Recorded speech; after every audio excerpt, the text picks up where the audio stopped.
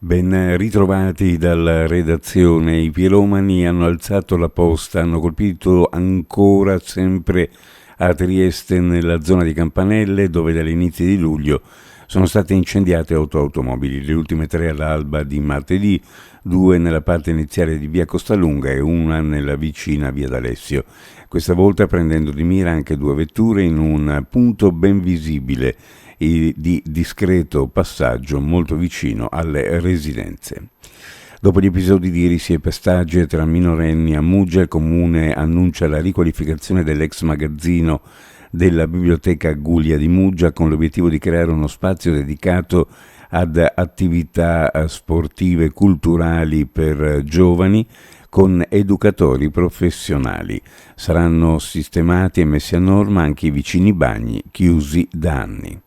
Sono 33.405 gli euro raccolti in occasione della serata musicale di beneficenza Nessun Dorma, organizzata in favore della Fondazione Burlo Garofalo e tenutosi al MIB di Trieste lo scorso 1 luglio. Una cifra che servirà a finanziare il trattamento dei bambini di Gaza presso l'IRCS Burlo Garofalo. Grazie alle donazioni sarà ora possibile acquistare le protesi e finanziare tutte le attività di supporto collegate. Dalla tassa di soggiorno Trieste incassa circa 2 milioni di euro, rimanendo saldamente nelle prime 2 posizioni della classifica regionale. I dati per quanto riguarda il gettito incassato nel 2023, diffusi dalla Fondazione Think Tank Nord-Est, mettono sul podio Lignano, Trieste e Grado, con alcuni dati in forte crescita per altre località come Aquileia, Forni di Sopra e Sutrio. Condotto sui bilanci comunali dove le amministrazioni tendono a mostrare prudenza nelle previsioni, lo studio racconta di un settore in continua espansione.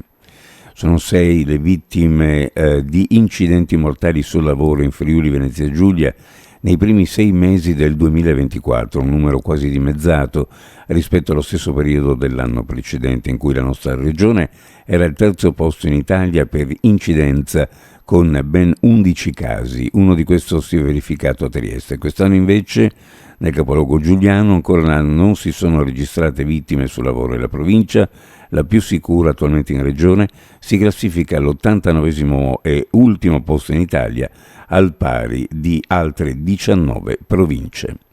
Uno sguardo alle previsioni meteorologiche per la giornata: cielo in genere variabile, possibili rovesci e temporali sparsi più probabili dal pomeriggio, quando i temporali potranno essere localmente forti. Sulla costa Borino, poi Brezza, temperature minime in pianura fra 19 e 22 gradi, le massime fra 30 e 33, sulla costa minime fra 22 e 24, le massime fra 28 e 30 gradi centigradi. Previsioni a cura di ARPA e FVG Meteo.